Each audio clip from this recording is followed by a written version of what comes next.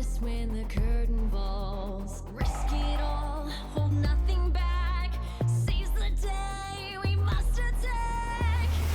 Stars are rising, countless worlds colliding. Only one will take it all. Can we bring to fall the giants? Can we make the final call? We are the ones to ignite the darkened skies. The champions of a world that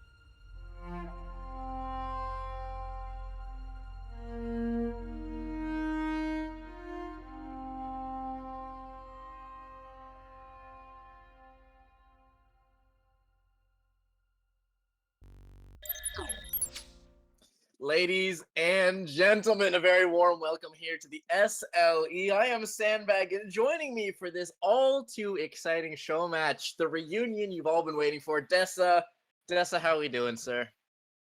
We are back, man. I've been so excited. I've been looking at my calendar for days on end, just waiting for SLE to start back up. Of course, like you said, Showmatch, so not the official split quite yet, but still, SLE action is always SLE action, so I'm definitely excited. Absolutely. Yep, just something to whet the appetite, right? Just the little appetizer that comes out before this thing kicks off in a week. And so, facing off against each other, sir, you might have a little bit more information. Wacky Wraiths are one half of this dynamic duo. Can you tell me a little bit about these two show match squads?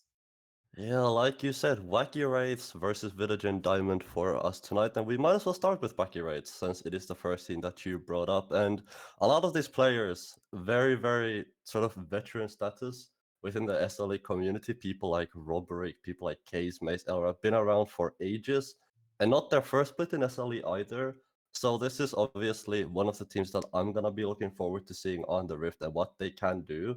And this is also a team that placed pretty highly in the regular season in the last split. So definitely, I think for me, an exciting team. And like you said, with show matches, there isn't really anything at the stake. But for me, show matches are all about just showing what you can do, seeing how much you've improved on the sort of pause that we have between these splits, and sort of showing us, what you can do and maybe a little bit of exciting champion picks. Absolutely, right? Nothing on the line. It's a bit of a tune-up kind of battle, so you can try and maybe cook a little bit in your drafts, play some things unorthodox, and try and get yourselves ready to go. Because at the end of the day, it's just a matter of getting warm, right? Hands warm, communications warm. The other half of this here is Vitagen Diamond, like you said, now split in two by the Thanos snap, and the two sister teams here, one half favored, perhaps? Is there any sort of rumblings going into this? Yeah, I think for me, like you said, it is the two teams split up. Village and Diamond is, in my opinion at least, sort of the stronger side of things. I know people like Jesse, for example, in the support role tend to be pretty sort of stable, I want to say. I don't think Jesse as a player does really anything crazy or insane, but I think always someone who you can rely on to sort of be that rock and to be the stability that your team needs. There is a couple of names which I don't recognize, mainly Benjamin and Wobblebonk on the side of Village and Diamond, the two people that I haven't heard of before. So definitely my eyes are gonna be on those two lanes. It is the mid lane and the top lane, I believe. So definitely the two solo lanes are gonna be really exciting. Absolutely. A fan favorite. I remember when the roster was announced and General was cracking up at the mid laner there, like you said, Wobble Bonk, the Ziggs, some showing face. So I look forward to seeing that one kind of play out. And like you said, I'm ready to probably start getting ourselves rolling on down the road. Champion Select coming up, teams introduced.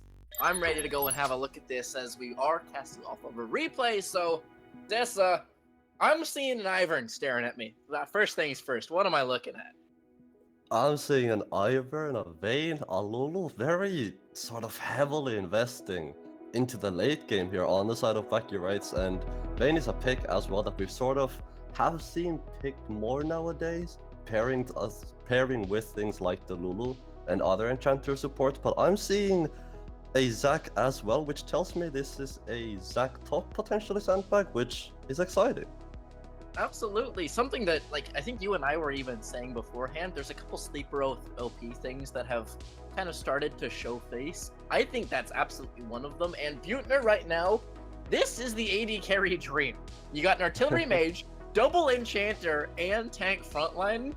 Vayne living the dream here. However, stiff opposition, because I see a smolder on the other side. Yeah, I haven't seen personally much out of Smolder, although I have heard good things, especially later on into the game once you start getting some of those stacks up, as well as being paired up alongside a Karma. So we do have the double Enchanter support down in towards that bot lane, as well as the sort of now in the top lane, a very good stabilizer. But like you said it yourself, Zac tends to be pretty good, and pretty sleeper OP is the word we used before we even started. So definitely gonna be exciting to see how the top laner on the side of Vitagen can sort of handle this. But do you, for yourself, have sort of more insight into Smolder, or have you not seen much of him?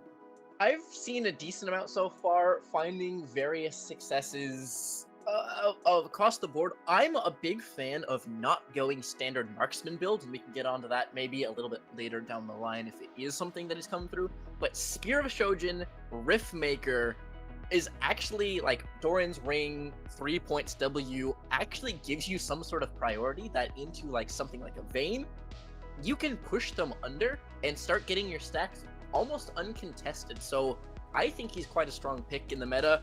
Like you said, very far strong late, but actually has surprising teeth early on.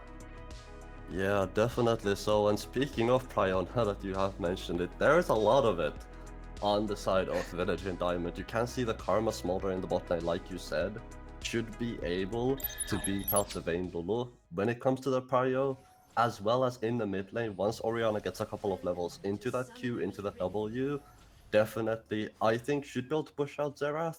But we're gonna have to see as we're finally sent back on our way into Rift with the new visuals as well for our game number 1. Yep, new overlay, new season inbound. Everything is got a fresh coat of paint here as we see that root color land. Benjamin getting slapped over the head by one of my favorite skins. It's up there with Corporate Mundo. This ridiculous basketball Ivern skin is such a nuisance. Oh, you meant the Ivern skin. I thought you were talking about the Astronaut Gnar originally, with the way he just wobbles and hops around. The low grab is pretty great, but watching this idiot wander in with like 7-foot tall beanpole, run in, smite your buff, and then waddle his way out. Like, look at this man's proportions. That is just infuriating. That walk cycle is just tilting to look at. Yeah, he's definitely one of the more taller champions we have in League, and definitely showing that it is a good skin, as well as you can see Peppa wonderfully highlighting it, as we do have a wolf start on the top side for Robbery. I'm not entirely sure about the Ivern clears even to this day. Ivern is one of the more unique junglers in this game, where he doesn't even kill the camps, he just makes them his friends and then gives them a really warm hug a little bit later on and sort of just eats them up. Yeah, Ivern, the friend of the forest, is one of one. He is certainly a unique pick, and his clear is actually brutally fast as well. Because the minute that camp cooks, as you see him marking it down, smites it away. His clear is like 258, I think, full clear speed. It's something absolutely outrageous like that when he full clears, so see what kind of time that he has, because he's also quite solid on the invades. However, like we said, Smolder starting D ring is I am definitely a fan of this over the Doran's Blade on them. Yeah, and you predicted this as well, right? You talked about the AP build. It looks like that's what Shipex is gonna be going towards. We did see the Ghost being burned very early on the Smolder, which sort of just shows how aggressive both of these bot lanes are playing. Keep in mind, Butner with the lethal tempo versus Shipex's fleet footwork, so the sustain is gonna be on the side of Vitagen Diamond's bot lane, and Butner not so much, although invade. Yeah, Robbery has those camps ticking over. Red has finished. Jonathan Oof. Isaac inbound root collar. Some nice vision play here out of Robbery. Has the shield and the reinforcements as Wobblewonks can be marching forward. 300 HP left on the Vern as he backpedals away, but will remain on his feet. Red buff, however, not so lucky as Jonathan Isaac joins his bot lanes and beating this one to a pulp. Yeah, unfortunately a 3v1 there for Robbery, as you saw Jesse as well moving down from that bot lane to make sure they get that play done. It is going to be the red buff, like you said, going over to the side of Village Diamond, which means it is -1 camp for Robbery. Is just going to smite those Krugs just to get that quick base off as well. And unfortunately, Usage just not having quite the damage to finish off Jonathan Isaac quite yet. But you can see the side of Village Diamond already willing to sort of move out of their lanes to help each other out, and especially help out Jonathan Isaac, which is always good to see. Yep, you talked about it earlier, right? Priority is at a premium here for this Vitagen side, and they're using it to the full effect. Bully out Ivern, don't let him get his marks, because while it is fast once cooked, it does take a moment, HP and mana, every time he marks one of those camps, and in a heads-up duel, there's only one winner between Xin Zhao and Ivern. Yeah, definitely looks a lot better for Jonathan Isaac in the 1v1 than it does for Robbery. You can see a little bit of an invade into the top side now. The Robbery is not quite happy that he lost his red buff. Looking to get something back here. Does have the smite, so it's probably gonna take away these Krugs. You're just gonna smite that one away and gonna get that 109 plus gold. And Grub's gonna be spawning up quite soon as well as the Dragon. So all these objectives start coming. Spotted out on Vision, Jonathan Isaac's not going to get anything more than just a ward in this river. And one issue that we have been highlighting a lot about the Ivern so far is Grubs are not exactly the best thing to be taken for a guy who's got an auto attack and some brush to work with. He doesn't have any good way of dealing with that until Daisy gets summoned up. Yeah, definitely pre-6, I would say the side of Vitagen Diamond have a lot better skirmish than the other side does. Once those level 6s start to come in, I think Wacky Wraiths start to look better, although I still think with how strong Zinzao, Oriana, and Naris in the early game, they should be able to, in my opinion, take these grubs away, which you can see Jonathan Isaac already making his way towards the top side. Yeah, you see bot lane is going to be trying to push in, top lane the same. Benjamin and Jonathan Isaac working away through those grubs. And like he said, skirmish potential definitely going the way of Vitagen off the back of that priority they have. Yeah, it is gonna be all three grubs here for the side of Vitagen Diamond. Although Robbery walking towards that bot lane, it is warded, so I doubt there is a play, but trying to exert that pressure onto Shipex and Jesse. Looking for something on the other side of the map as we have that final grub of the set grabbed up. Meanwhile, Yushid's in some dire straits here. He's got 300 HP and about as much mana, so he's not going to be much assistance to Robbery if Isaac looks to bully out. Raptor Camp cooks just in time and will be claimed before Zinzao can interfere. Yeah, there was a right of the Arcane in the mid lane, although top lane.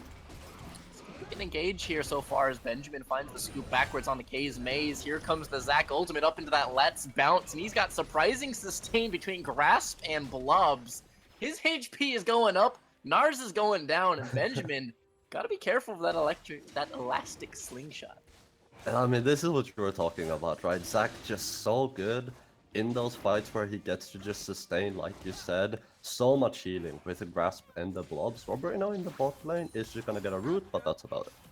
Yeah, Root Collar connects, but no one else is going to be taking it. Jonathan Isaac finishing off the Lizard in the meantime, meaning the objectives both going the way of the Red Squad so far. 3 grubs plus the early Drake as they continue to exert their priority. Yeah, and this is an amazing start for the side of Vitagen Diamond. We talked about the other side, the side of Wacky Wraiths. They're the ones with the scaling. They're the ones with the Zac, the Iron. Hold on. Yep, we have a flap here, and it will be getting the heal out of Elrats as a little bit more poke lands. Karma plus Shipex have surprising amounts of early. That's what we were saying. The AP build is no slouch early.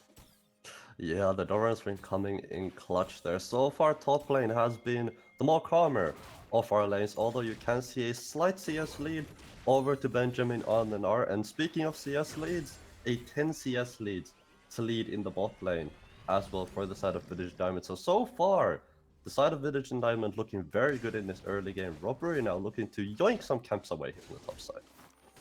Sets his sights on that Wraith camp. He's going to be able to smite that down and hustle away with his prize. Meanwhile, Gnar gets a ward down on that blue buff and has information on Robbery. Passing so far, but the hop forwards. Benjamin is going to be looking for the engage. Pushing him back with the slow out of that boomerang as Zac is inbound. Benjamin's got to wait for Wobble Bonk here as they turn their sights on this Gnar. Continuing to burn him down, flashing away as this top laner, but the two-man Shockwave finds its way onto the jungle top combo. Robbery flashes away. Soon to follow is Zac, as now it is up to Xerath to try and chip away, but blue buff under siege. Yeah, it's just a bunch of summoners burnt here. Case Maze can look for the ring. It's Butner's over here. Everyone's making their way to the top Bot side. lane, the Condemno against the wall, finds its way onto Yesei, forcing another flash, but not ready to give it up. Right to the Arcane plus the Vayne chase down. Not 6, no final hour, and it's not needed. First blood the way of the mid laner at WW. Wobble Bonk on his heels, pushed back towards his own Tribe Rush, and it will be blue side striking first despite the prio. Yeah, it is gonna be blue side, but look on the bot lane. Look how much they're gonna be losing. And keep in mind, Jesse as well was the one who died, so not losing that much in the top side either. For the side of Vitagen Diamond, it is gonna be only one plate going over to Shipex. So I think at the end of the day, you are gonna take that, although you are losing a lot of XP, but you can see the bot lane, the CS lead growing a little bit. And I think that is one of the most earliest roams I've seen out of an AD carry this far.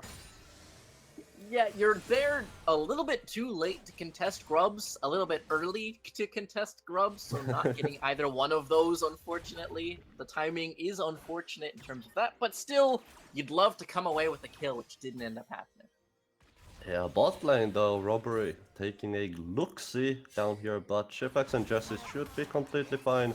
Just shield themselves up, we're gonna be running away out of this one. Just some poke damage, but look at the top side, Jonathan Isaac could be securing himself a quick 6 grubs here. Every time that you show yourself as a jungler, information goes to your opposition and they can do what they will with it. In this case, Jonathan Isaac spots out Ivor and goes, alright, these are free now. He smites them down early for the quickest speed you can, just finishes these off, and that means we will get Void Mites, while meanwhile Benjamin, get off me, he says, using that Gnar to shove him away of that last bounce. Yeah, Case Maze again looking for the one in the top lane, although Wobblebonk has the ultimate, there it is, in the Shockwave channeled Yusjin on his heels. He still has flash and will use it out of that QW from Wobblebonk. Meanwhile, top lane, solo bolo, Case Maze. Zach, sleeper OP no longer, he's waking up top. Yeah, Benjamin just not being able to handle that. Mom comes out here in the bot lane for Shipex to try to clear the wave a little bit faster there. Is just gonna fly himself on out. But this top lane, Benjamin, yes, well, has a 10 CS lead. Not a good time. Elrad trying to cancel it back here, but losing half his HP to do so. Okay, he's gonna be pushed backwards. He's got reinforcements, but still, that's gonna sting. Yeah, and Robbery again down in the spot lane, and I do have to bring it up a little bit because we've seen Robbery quite often down in the spot lane, yet there's been no deaths in the spot lane outside of Jesse, which happened in the top side of the map. So you are exerting a lot of pressure, but Robbery so far, 11 minutes into the game, still 0-0-0, hasn't gotten much out of this bot lane, guys.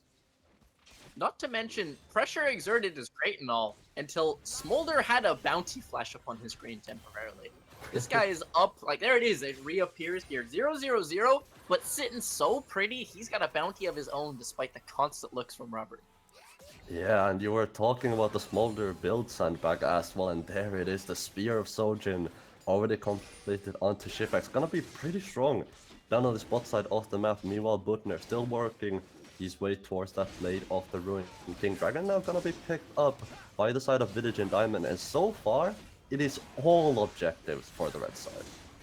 Yep, 4-0 so far in terms of those objectives, right? 2 sets of grubs, 2 dragons, pushing out. Yes, they did lose the 2 fights, the individual kills, but gold leads still parity, and objectives and neutrals, massive lead here. Yeah, and the Hex Gates are gonna activate, which means it is a Hextech Soul. A pretty strong one, in my opinion, as well. When you look at champions like Smolder and Karma, who can inflict it from pretty far away, especially considering how much poke Smolder has nowadays. But looking at the top side as well, Jonathan Isaac looking for a little bit of invade. Trying to march his way forward, waiting on a grub spawn here. It might be Robbery caught staring at this frog as he's gonna be pushed back, waiting for one more of that 3 talent strike. But here comes Case Maze. Benjamin going underneath the structure here is Robbery. Daisy has been summoned, and the tides turn so far, turning this into a temporary 3v2. The mid laners jostling for position. Meanwhile, Yusjin, Wobblebonk, Shockwave connects here, and no flash available, and cut off. Trying to reinforce, Yusjin will fall. Wobblebonk picking it up mid. Yusjin last time around ends up flashing out this time. Wobblebonk says, no, you burnt your flash last time. This time, no escape for you. Ends up picking up the solo bolo. Jonathan Isaac on the top side goes almost a little bit too deep, but with the ultimate and the flash gets himself on out. Benjamin, though, does get the hop out just in time. Yeah, good reflexes there from the top laner Vitagen. He's able to step his way on out of that elastic slingshot, and we had a moment where we were talking about the Smolder. Smolder's got a 200 gold bounty. This is the build that I prefer. While we have a lull as these 2 squads just face off, This build gives you the most ability CDR that you can get early on in the game. And in a world where all you want to do is get that number on the bottom left of your screen to 225 as soon as possible, that is the breakpoint where the execute starts ticking. So eyes on that. He's about a 107 right now. This build gets you to that breakpoint as soon as you possibly can get it. Robber with a gank in the bot lane though, still looking. Although it doesn't look like anything is gonna be happening down there, Jonathan is gonna end up taking the Herald as well. And yeah, definitely Smolder as a kid, you gotta play around those stacks. Very similar to a champion like Veigar, for example, where those stacks are a big part of your kit. Robber is still around. He's still lurking and has Daisy to tank here, marching forward. His mom is going to be available in just a moment as Shipex is forced to flash away. He will continue to be dove here as they find the wild growth, but it's not enough. Daisy finds a knock-up to sidestep out of Shipex. Oh. He's marching forward with Ghost. So much move speed to work with. They continue to give chase, but the dragon is out. Yes, mom is summoned up, sidestepping away. The Q finds its way onto Karma. W finding the flap. Benjamin is here to party as well. The Gnar is in pursuit. Shipex lives to fight another day. Carnage bot lane. 3 members dropping on WW, and the kills just pile up bot. And it is just everybody getting themselves involved here. You can just see Shipex lives on a sliver of HP usage, and unfortunately, just not being able to land those skill shots onto the small dragon down at bot lane. Wobblebonk ends up picking Robbery off the back end of that as well. And this is where it becomes tricky to play, because you've lost your mid tier 1, you're very close to losing your bot lane tier 1 as well. 1-0-2 on Shipex, 2-0 on Wobblebonk, picks up the Luden's Companion as well as Vitagen with one of his own. But so far, it has been Vitagen Diamond with all these proactive plays. Proactive plays, beginning to pile up leads, and like you said, mid tower destroyed, partially off the back of those grubs, right? Those Void Mites, with the assistance of the Dot, plus basically 2 extra melees every push, really piled up and punching. Meanwhile, Shipex condemned into the wall. Bjotner finds that one as Elrat's gonna be diving forwards. AD carry rooted up. The final hour is not enough, as Shipex will escape. No sums required. And this is why Karma is so good into picks like the Vayne. Although I might have to hold that thought. Jonathan Isaac down towards the bot lane, looking to protect his bot lane a little bit. Making it a 4v3. The artillery barrage rains through as Elrat's gonna be leading the charge in. Daisy backpedaling here. Shockwave finds its way onto the support as the killing spree is found. Mom summoned up. Bjotner on the run. No mana to work with means no more tumbles as Shipex flaps his way forwards. The Karma Q pops. Top lanes are continuing to vibe out, while the bot lane just turns to pandemonium. Everybody looking to get themselves, and Vitagen might have to make a run here. I don't think you're gonna be able to protect this one, my friend. But Soul Point now is what Vitagen Diamond are looking at, unless Robbery wants to maybe go for a cheeky steal. But looking at the minimap, heading towards the top side of the map, which means it is a Hextech Soul Point for the side of Vitagen Diamond with a 4,000 gold lead. So everything going their way, except the top lane. Well, not everything. He's Maze is trying to get whatever he can here, but in a world where it is Zac versus Ori Smolder, I'm not liking the Blob's chances. Yeah, it's not gonna be an easy game for him to play. And going back to my earlier point as well on the bot lane fight, this is why the Karma is so good against the Vayne, because that tether is gonna give you true vision, which means even if Butner pops that ultimate, goes into stealth, you pop a Karma double on him and suddenly you can still see the Vayne. Yeah, Peekaboo, no more invisibility here, and no playmaking really available, no real surprise plays. And without the A, damage, and B, surprise plays, you built a comp around a Vayne, right? We talked about this. This is tanks and double enchanters. And the Vayne's not even winning her own lane, let alone the rest of the game. Yeah, and the Vayne is also down by 2 levels. Vitagen is gonna be in trouble. Yeah, trouble might be an understatement here as he's jumped on by 3. Giving it up to the Smolder. They know what basket their eggs lie in, and Shipex is the recipient of a donation. Yeah, Shipex is gonna pick up the kill. Mid lane tower now gonna be under threat, although with how high of health it is, doubt they're gonna be taking this one at least for now. You can see Wobblebunk though, he's alone in the bot lane river, but they're so scared of the potential shipwreck just sitting around the corner. Like you said, they donate a kill to the Smolder, which now has 2 items at 19 minutes into the game. He is gonna be extraordinarily strong. Absolutely. If Spec could just click on him for a moment, as we are going to be setting our sights top lane. Zac does have ult and passive. There is no way you kill this guy, so he's just going to be bouncing away to safety. Meanwhile, Shockwave not finding his play. Mom's going to be summoned up. Meanwhile, they're engaging mid lane. Here comes the Vayne. Lulu ultimate thrown up. Keel on top of it, topping him up. But Smolder is undeterred. Shipex charging forwards. 175 stacks. Remember, 225 is that magic number. And they continue to go at this Zac, despite the fact he's got passive and everything he needs to give away. Yeah, and I mean, that is the one point in the Wacky Wraiths comp that has gone quite well for them. It is the top lane. It is the Zac. Casemate so far 2-0. It's just unfortunate the rest of this map is a little bit on fire. At the moment, you can see top side, the jungle as well. It just belongs to the side of Vitagen Diamond. Jonathan just walks in there, takes the blue buff and walks out. Yeah, it belongs, absolutely. It belongs to the red squad as they march in to claim it up. Grouping up as best they can here are the Wraiths, but they're going to have to pull something out and pull something out soon because breakpoints are about to land. Ori is about to find her second item with that decap.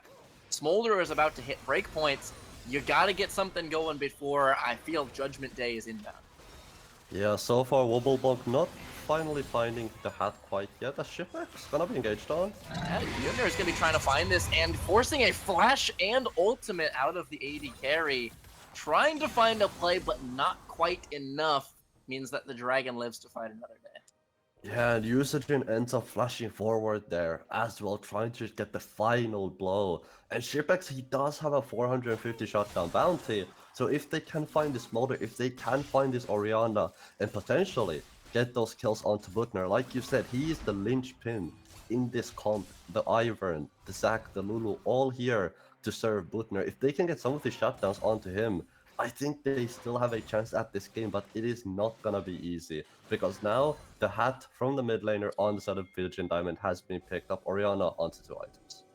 Yeah, it does feel like that was a window of your one chance to try and get ahead of this time. Because now you got a minute, right? Get as much gold as you can, as much XP as you can. Mount your defense, because if Soul goes, this game is cooked. Yeah, if they do end up securing Soul on the side of Vitagen, I don't see really much chance for the side of Wacky Wraiths unless they get a miracle comeback. But Jonathan Isaac, he is playing this one patiently down towards that bot lane, but knows it's not warded and currently just fishing for any sort of flank he can get. Yep, he knows that time is on his side, right? He knows that he's the one in the comfy seat. He's able to just hang out in this jungle, push back. Haze Maze gonna be chunked out a little bit here as the step forward out of Benjamin. Narbar popped, but the ultimate is out of the Marksman. No Vayne ult for this all-important dragon fight in 10 seconds. That is a massive tool out of the quiver as the ultimates fly out. Houston gonna chunk out Benjamin, but absorbed the worst of it by these Karma Shields. Bubble Bonk gonna be jumped on here, and they find their way onto these 2-man pop-ups. The ultimates will begin to fly as they condemn into the wall. Butte, your eyes on Smolder, the DPS. They pick up Jonathan Isaac. Smolder is forced to retreat. 3-man Shockwave is beautiful to disperse it, but he pays for it with his life. Q not landing, and Bonk lives! They don't even get their prize. Zac is forced to hop away. Benjamin continues to chase down with the red buff. Everything going Vitagen's way means that they own the jungle, they own the pit, and the dragon will be theirs in a moment. And the TP down towards the bot lane as well. Bubblebunk and Benjamin both looking to team up onto this tier 2, but Usagin's wave clear a little bit too much to handle even with those 6 grubs, and it is, Jesus Christ. That's a lot of damage. Oh. We've got about double-digit health and mana left on him. Xerath is not allowed to stand there anymore, and a champ who wants to play from about a screen and a half away, not being safe enough, is a testament to the state of this game. It's a lot of damage coming out from Wobblebonk, and we've sort of been looking at Chipex for the majority of this game, right? The Smolder is what we've had our eyes on. But meanwhile, Wobblebonk is the one with the 700 gold shutdown as well as the AD carry. 2 items. Now you can see, looking at the gold, about 1,500 ahead on his laner. But look at that bot lane. You can see Butner he is not that rich of a main compared to Shipex, who's almost at 10,000 gold himself. He's about to crest the mark. And yeah, it's the shiny new toy effect, right? Which is more exciting? The brand new champion released here with the crazy spell names, or Oriana, who I feel like we've seen for maybe 15 years at this point. Yeah, maybe a little bit of bias is going to creep into the cast.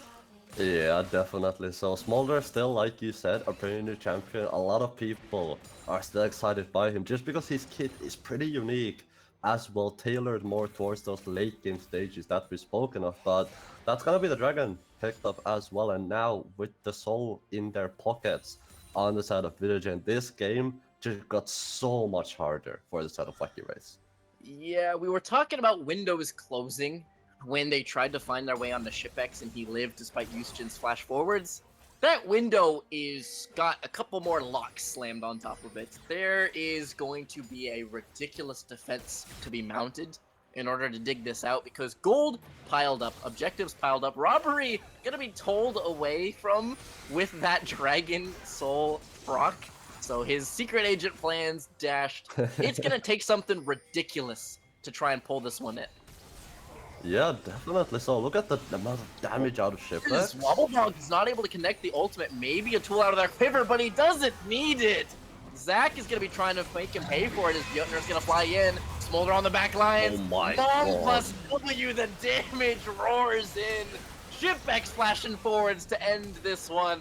Flushed into the wall from the Zera. There is no escape for WW.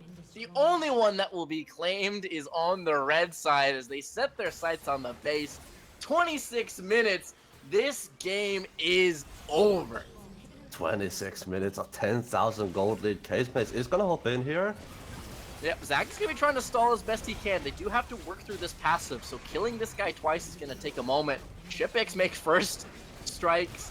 He has short work of the first. Daisy is going to be summoned in a last-ditch chance here as stall. The Shipex will be popped up. Wobblebonk here to reinforce it.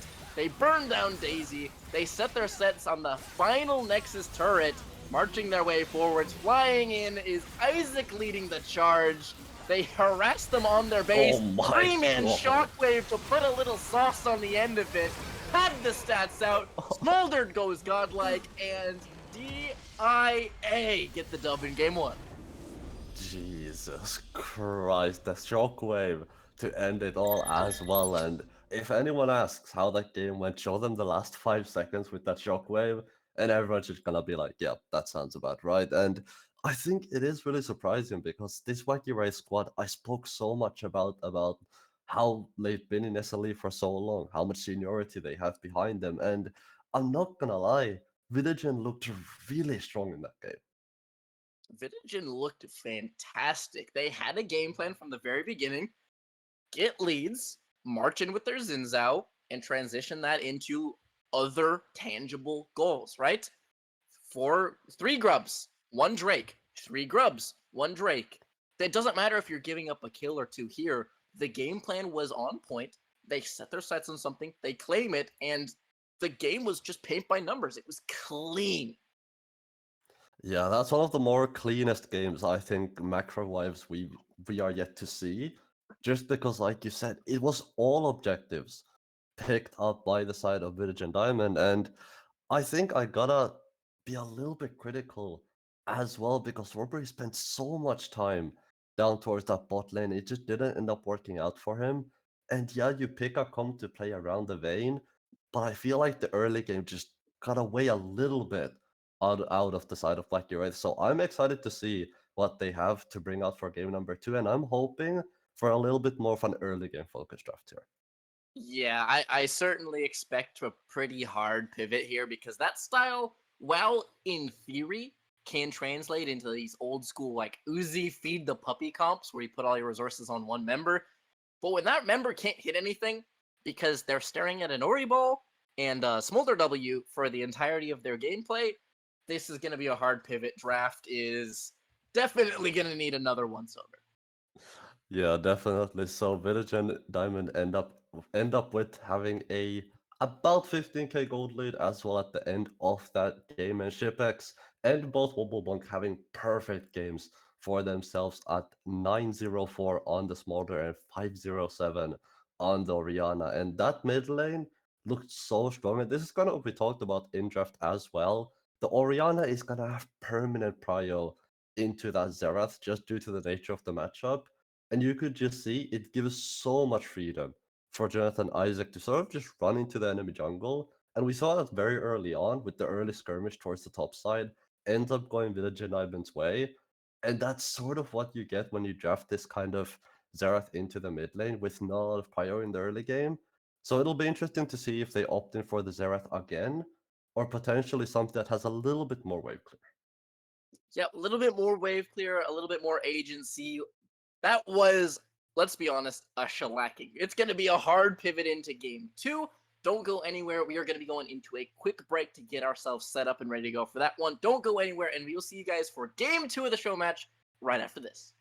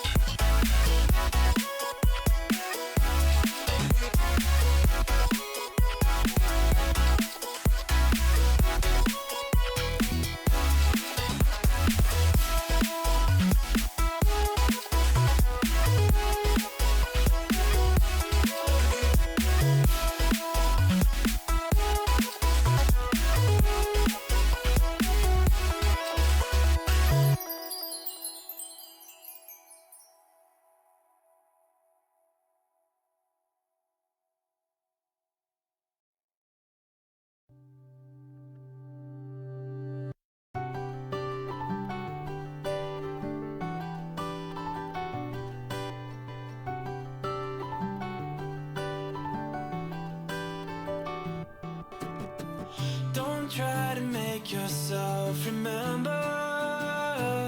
Darling, don't look for me, I'm just a story you've been told. So let's Welcome back to the SLE, ladies and gentlemen. This is game 2, Wacky Race, taking on Vitagen Gemstones. Dessa, we built a comp around a Vayne, and the Vayne could auto-attack just about nobody. Thoughts and opinions? Yeah, it was sort of just runaway domination from the start, I feel like, for the side of Villagin, and we talked about it already before the break, right? It was the grubs, it was the dragons, the towers, everything was going for their side, and Smolder as well, like you said, does look really, really strong with the build that you go into Spear of Shojin, into the Riftmaker with the Doran's Ring, which is something you called out as well before we started, so I think for me, it is just gonna have to be Wacky Race who pick up the pace a little bit because they looked pretty slow out there. Yeah, they built themselves a comp which wanted to scale, wanted to just absorb early and just turn on late game, and then the game ended before the half-hour mark. You ain't getting no late game Vayne when your Nexus blows up like sub 30. Yeah, I think it's just if you make a draft and a game plan, sticking with it, and heading into the draft of game 2 as well, a lot of similar champions. We do have the Smolder plus the Lulu and the Karma once more, but the Lulu and the Karma gonna be on the same side this time around. Yep, a lot of the same pieces just rearranged here. As you see, Wacky Wraiths now the ones with the Smolder in their court, paired up alongside the Braum. And I naturally, as a top player, as a tank player, my eyes drift to Cho'Gath versus Ornn, and I apologize in advance for the absolute brutality of this matchup. Cho'Gath has horrible times up there. Yeah, Ornn is kind of just Cho'Gath, but better in every way. I feel like just because Ornn does have the sort of base damage to just beat up the Cho'Gath early, mid, and late game, so it pretty much doesn't get better for the top lane of Vitagen Diamond at any time. But like you said, the Smolder are gonna be for the side of Wacky Wraiths this time around, and a lot more scaling. On the side of Vitagen Diamond, they've got the Zeri plus the Lulu in that bot lane, very similar to the Vayne Lulu that we saw on the other side in the previous game. So a definite switch up and a little bit surprising to me, considering how well they did in that game one, for them to sort of switch up their playstyle and the champions they have so drastically. Yep, this is a show match, to be fair, so trying out multiple different flavors is always encouraged, in my opinion. That being said, I want to draw your eyes to the other side of the map. We got Smolder and Ezreal on the same squad. One of these will be solo laning, sir. Yeah, it is either gonna. I am assuming it is the Smolder in the mid lane. It makes more sense to me, especially paired up with the Braum and Ezreal. A pretty good combo. Together down towards that bot lane, it's gonna be the Brand in the jungle. I'm seeing a lot of AP for the side of Wacky Wraiths as well, with the Brand and the Smolder both having a lot of AP in their kits. So this Ezreal has a lot to do, in my opinion, for the side of Wacky Wraiths, and a lot on his shoulders. And Ezreal, notoriously as a champion, isn't known for sort of 1v9 crazy damage, as you just mainly just poke from the back lines. But if you get ahead, definitely can still output a ton of damage. Yeah, definitely some kind of lopsided comps, it feels like, where I see all of these individual pieces, but I'm curious to see how they'll play together. Because like you said, Ezreal is not hyper carry levels like, say, a Jinx or a Zeri. Smolder is kind of on that front, and as we load into Summoner's Rift, it is actually Ezreal in the solo lane, Smolder bot to try and double up on those stacks, so iterations here. Yusjin gonna be piloting yet another long-range skill shot gambit. Yeah, and is this gonna be something that people are gonna be scared about heading into the split, right? Like you said, Showmatches are a place to test things out, and if this Ezreal does well, it could potentially become a pick that people genuinely have to think about heading into games against the Wacky Wraiths.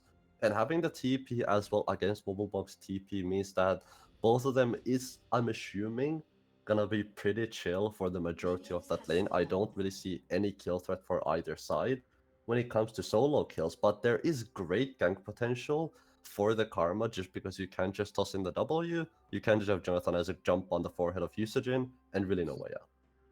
Yep, you're guaranteed the point and click. You can even early flash to force out, if that shift is gone, to make sure that the tether will not break. That is a change that got made, where it now updates correctly, and it is going to be a Raptor start for Robbery. No buffs here, meaning he wants that AoE instead of that typical Q start.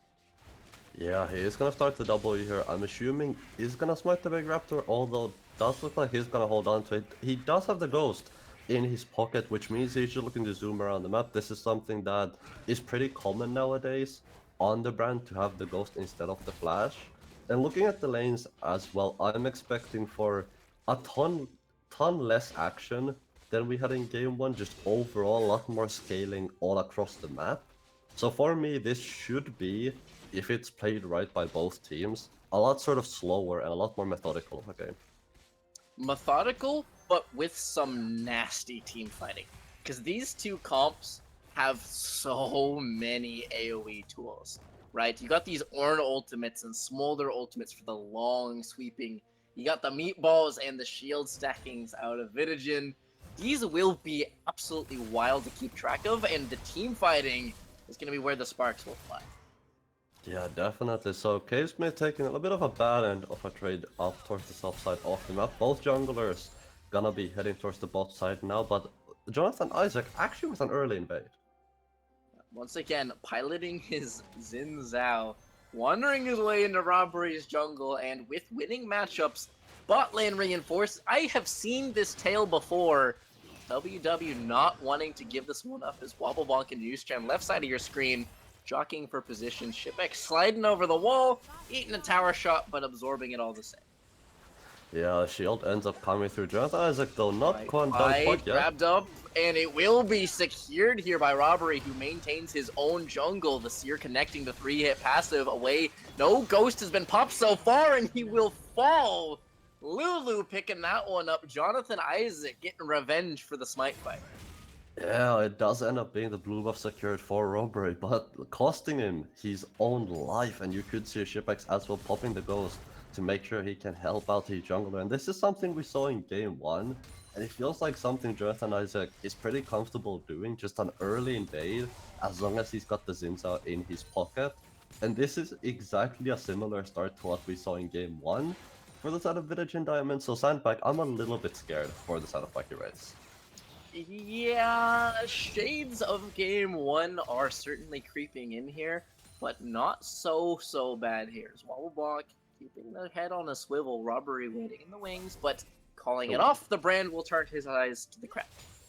Yeah, there's gonna be a crab taking on the top side of the map. Wobblebonk unfortunately ends up missing out on the cannon minion this time around. Dragon gonna be spawning up in about 30 seconds as well, and you can see Jonathan Isaac on the bot side of the map. Bot wave so far is looking good if they do want to go for that early Drake, but like gank in the mid lane. Wobblebonk, the ghost has been popped, finding a tether of his own. A nice sidestep away from the Seer means no stun, and no stun means no sums. Robbery spends one of his own to get 0 out of Wobblebonk. Yeah, it's a great sidestep out of Wobblebonk. I'm not entirely sure if there was kill threat, even if that does hit, just due to the karma healing coming out of those chains, but you can see Dragon is what the pings are going towards at the moment. Jesse though is on his lonesome, at least for now. Shipex ends up going for a quick base, but those grubs is what I think I would prioritize here. Absolutely, trying to move their way up towards those. The classic 5-minute poll members up. I would love to see the supports to try and make tracks that way as well on these resets. In the meantime, spotted on Scuttle Vision is Jonathan Isaac, but so far no one is in a position to contest it. Yeah, Robbery ends up just completing his back as well there, which is sort of just him signaling that, hey, we're gonna give up these grabs, gonna just focus on the bot side of the map for now. He does have a little bit more CS, but CS pretty similar all across the board on every lane except that mid lane. You can see Wobblebonk a little bit down compared to Vitagen, and so far this Ezreal mid is kind of what I expected. It is just chill. He is gonna be building that tier, just trying to stack that as quickly as possible. But Robbery potential break here. Yep, trying to slide his way down. Something that is worth noting here is Benjamin using his first fee stack on a grub to A, secure it a little bit quicker, and B, not use up one of those 6 stacks. So just optimizing their small things and good knowledge here out of Benjamin. Meanwhile, on the other side of the map, Wacky Wraiths making short work of Drake 1. Yeah, and Sandbag, this is already a better game than game 1 was for the side of Wacky Wraiths. They've at least, if nothing else, gotten an objective this time on around. But the gank in the mid lane, Right after you say looking better here, it is their mid laner forced to flash away from the oncoming gank. But yes, they have infinitely more dragons than they did in the previous game. yeah, definitely a better look. And you can see the gold a little bit over towards Vitagen at the moment as well, just due to that first blood. Unfortunately, it was Jesse who ended up picking it up, although Benjamin struggling a little bit. Yeah, you see the ultimate summons, no more call, the Forge God. Wobble Bonk is en route. Flash available if he wants to just W through this, he can. In fact, the buffer comes through. Bellows Breath, no flash needed, or can waddle his way to safety. Yeah, Orin is gonna get away. Case Mace ends up timing the W pretty damn well. And it does look like this top lane that we spoke so much about being sort of a sleeper lane as usage in. Yep. No threat there. And a small correction, I must put an asterisk. Benny Boy correcting me. They had to keep the grub alive for Cho'Gath to just waddle his way on down to eat it, so it ended up being slower. I gave him too much credit on the timing. That's something that they had to worry about, but at the same time, 60 health to 60 health. Meanwhile, Jonathan Isaac not allowing a moment's rest here. Level 5 versus level 6, though. Jonathan Isaac gets the smite and his ultimate. Ghost popped in the meantime. The Seer comes through. The Carmen reinforce it, and Robbery is cut to pieces. These lanes won't give him a rest, Asa. And Jonathan Isaac again just with the aggressive invade. Wobblebonk, meanwhile, finding a tether, but they do have Xin Zhao lurking on the other side. Flash away, and the Q will not find its mark. Wing forwards, trying to find the shift away. The Lin becomes lightning, but he's cut down. 1 for 1 in a 2v1. Yusjin gets a trade in kind. Yeah, and Sandbag, it is a 1-for-1, so all things considering, well played out of Usagin, but like you said, Robbery is not given a lot of space here, even in his own jungle. You can see Butner as well, a little bit slower of a game than the other Smolder had in that game one, so definitely this bot lane looking like the CS lead is over to ShipX's side, but Dragon gonna be up in a couple of minutes as well as the grub, so I'm expecting no action, at least for the foreseeable future, and a lot slower of a game, which we sort of anticipated this game too. He certainly did. However, also something worth noting here is that, meanwhile, we'll have to hold that point. No analysis required. ShipX is going to be throwing out the ultimate. No mana on Smolders. The exhaust flies out the other way. Elrat trying to continue to do battle. No mana on Smolder because he's got a Doran's Blade. It's what I said. D-Ring versus D-Blade. They can't fight back because Smolder has no spells. D-Blade is not the way to go. I really think it's gotta be Ring early. Yeah, so far it does look like the Ring is more useful. Mid lane though. Stepping away from that W, Wobblebonk is setting this up beautifully, and the Oscar goes to Wobblebonk, setting that one up. Beautiful bait out of him for Jonathan Isaac to claim his second of the game. Putting on his best Michael Jackson impression as well with the smooth moves and the smooth criminal out of the mid lane there. You can see Jonathan Isaac now working his way over to the top side of the map, and you can see what is right next to him. It is the grubs again, looking for that 6. And like you said, you want to see a little bit more movement towards these grubs. Well, both supports this time around definitely listen. Yep, there to stare at each other. Meanwhile, AD's on the other side of the map, more than content to push the waves, while Elrat and Yesay, the Vision dance has begun. So far, Braum is ended up clearing out the pick. Yeah, and it is just because Elrat has such an easier time walking in, but a solo kill in the top lane? That's not how that's supposed to go. The Feast ends up securing the kill top lane. No grubs required. Benjamin finding a solo kill in tank v tank.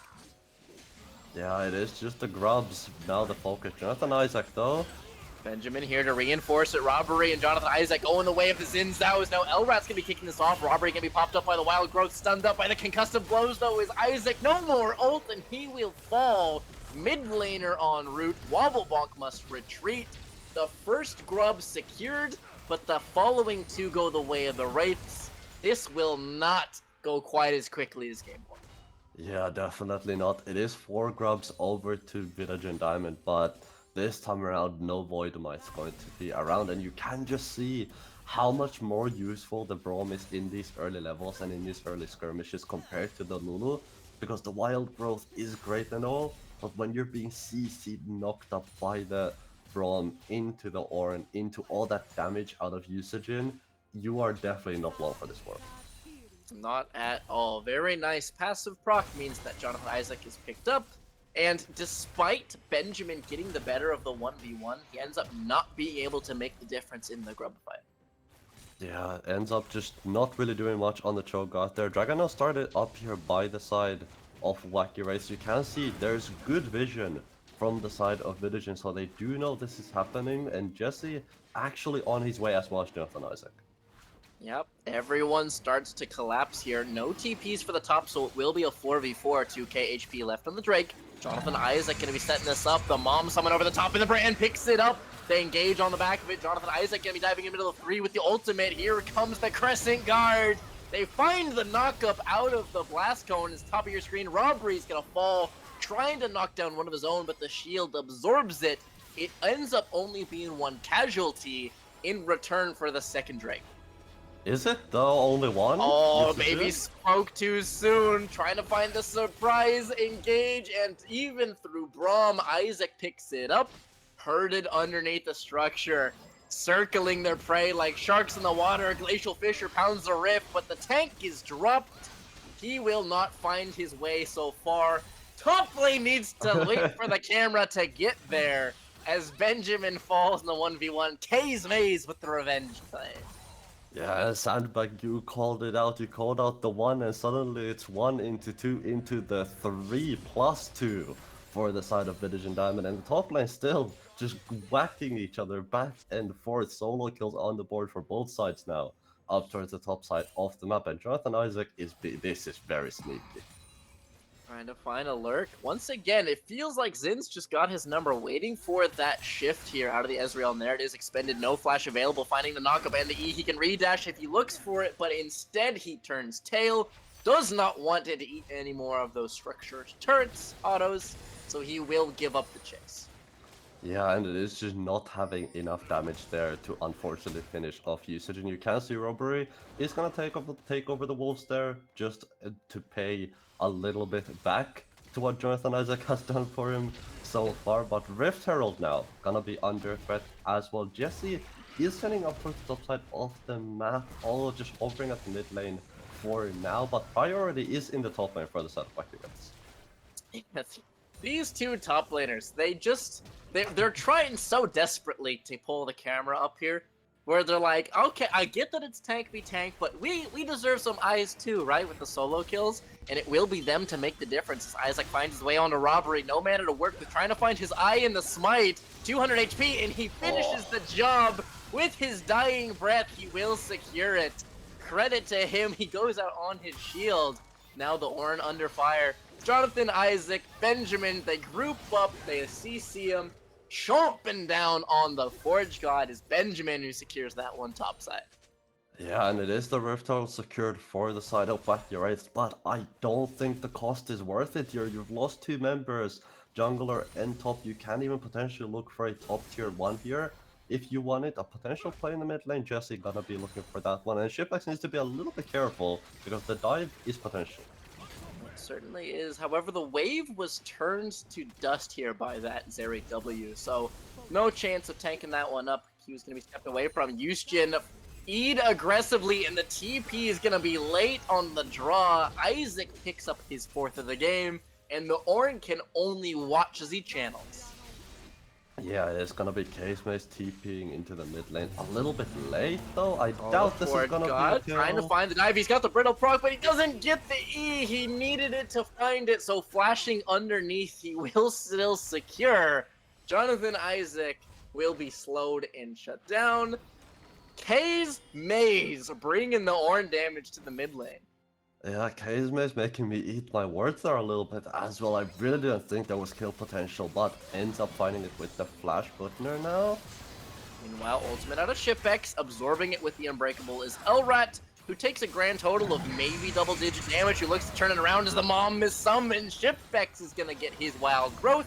The E shield, but he is slowed by that Braum Q. Incoming robbery. The brand is here to reinforce, finding one of two, trying to find his second. Here comes the passive as the Pyroclasms fly, ghosting away for temporary safety as the concussive blows stop the pursuit.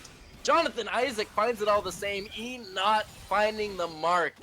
Jutner will stand. Elrat trying to survive so far, but once again, they're going under this tower. They find the dive on Isaac, shuts them down. Shipex plus yes, they finish the tower, finish the dive, and finish the kills.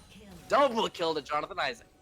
Jonathan Isaac, extremely clean with it. I want to admit that was very well played. Coming out from the Diamond Village, and you can see Shipex early on with the lightning crash. It ends up timing out just at the end of that. I believe Butner with the mom earlier on as well, but the polymorph is so damn good out of Jesse. As soon as Butner flashes aggressively, it just comes out. Jonathan Isaac finding his way in. The stun is really good here out of Robert to stall the play a little bit, but the dash range is so big. If you hit that spear on Sinzao, end up just finding the chase, end up getting a bot tier 1 off of that as well, and the first tower is gonna go over to the Vitagen Dive. Yeah, once that mark flies, he can recast that thing from like Lee Sin Q range. That was a long slide back into those backlines for the Sinzao, and he finds himself 7-2-6. His lanes have supported him at every turn, and he is just making Robbery's life misery. Yeah, it has not been a good time. Benjamin in the mid lane.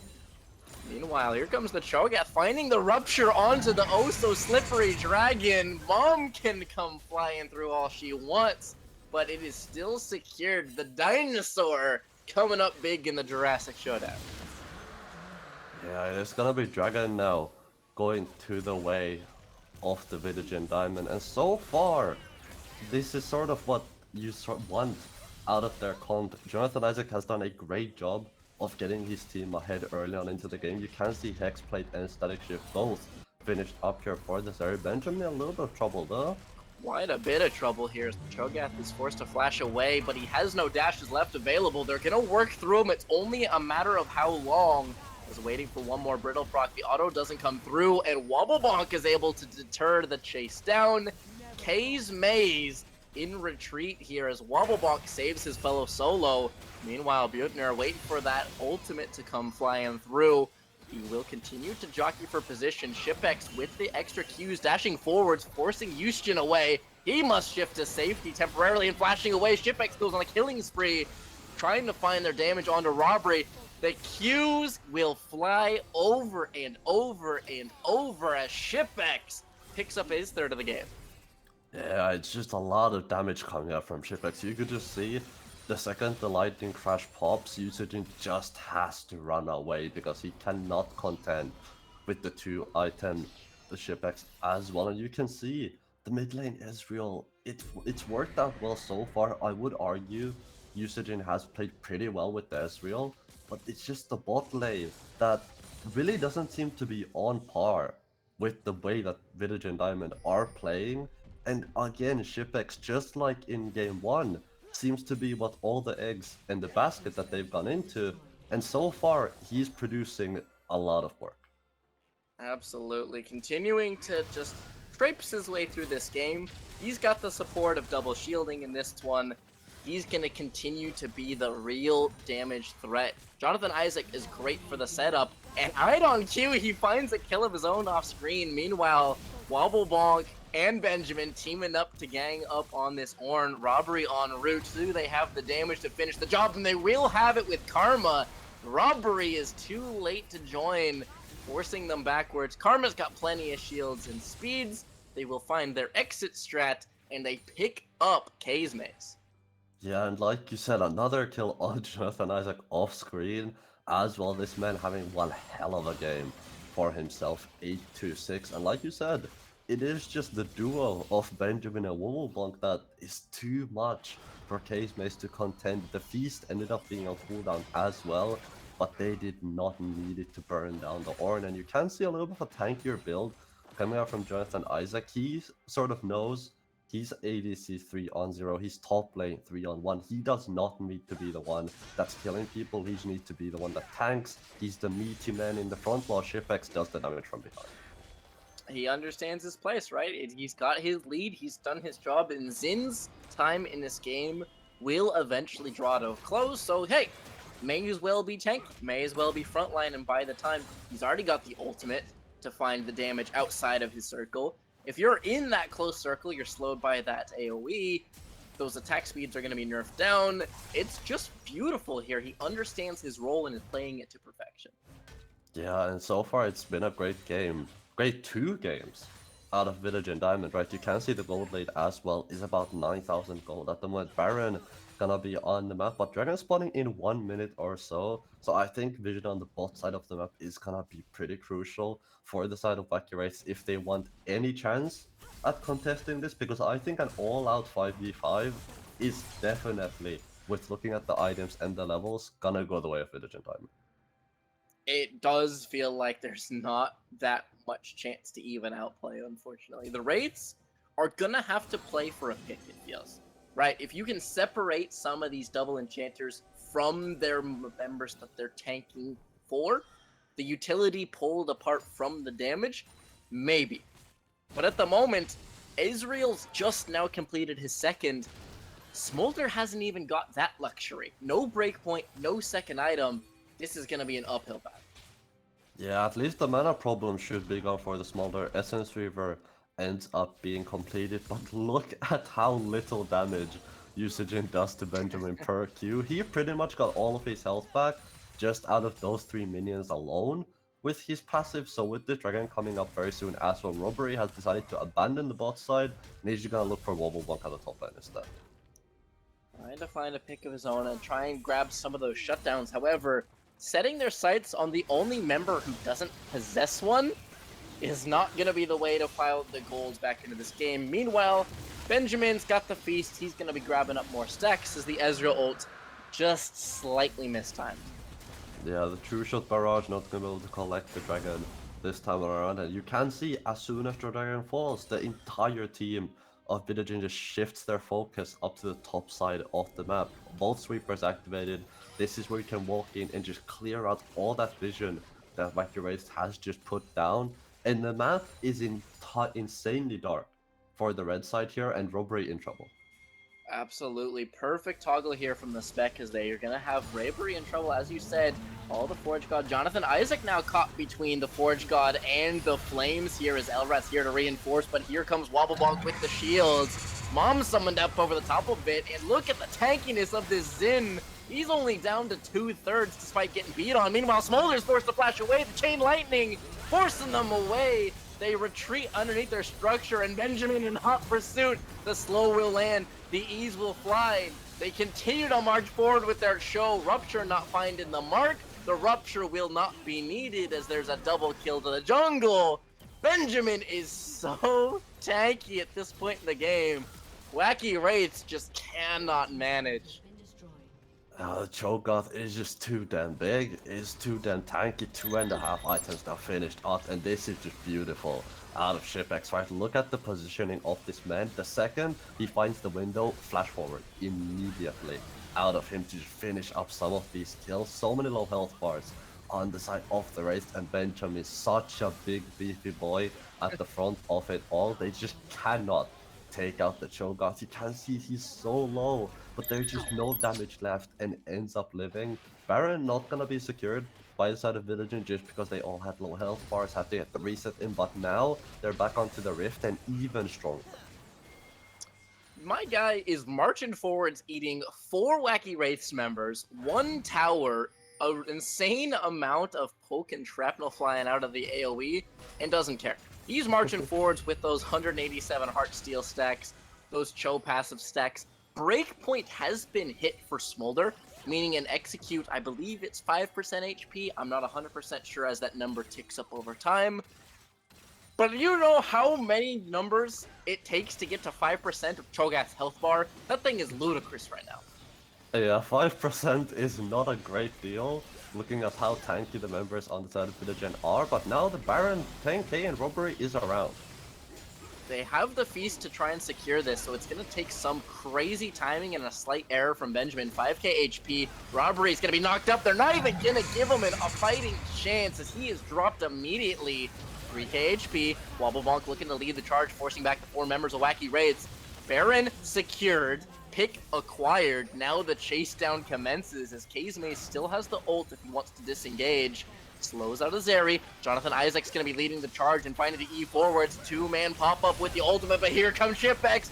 Pentakill Pikachu has popped her ultimate, making short work of Elrat. Kazmade is going to be next on the chopping block as underneath the tower he goes. Jonathan Isaac's got shields and heals to spare. 3 members left stand to WW as the Searing Charge knocks up the Cho'Gath. He's looking eye to eye with these structures at this point in time. DIA, Vitagen continue to kick lumps out of these towers. Yeah, and it's just with the siege continues, those 4 grubs really doing work on these towers. The inhib tower is gonna fall, the tier 3 has been taken, but look at usage, and he does have a lot of poke damage on his kit, is enough to deter the other side back for now. But you spoke about Benjamin's tankiness. This man does not see 5 other champions on his screen. He sees 5 walking Heartsteel stacks.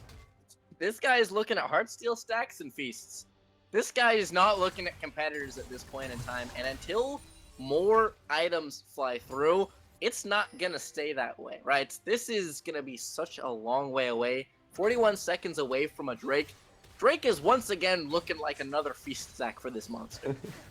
Yeah, just like the first one, and just like those grubs earlier on into the game. And looking at the items coming out from the side of the Wraiths, you can see none of them are really building to shred Benjamin or to spread Jonathan Isaac. You can see, I believe that's a rapid fire cannon what Butner's working towards, and then a Usagin's got a pickaxe. Pickaxe does not build into any of the anti-tank items, so it's gonna be a while until they even get the slightest chance to cut down this Cho'Gath, and until then, he's just gonna be an absolute demon. But with the dragon spawning, not only that, not only does he have like thousands of HP, but Shipex clearly is saying like, report my top lane.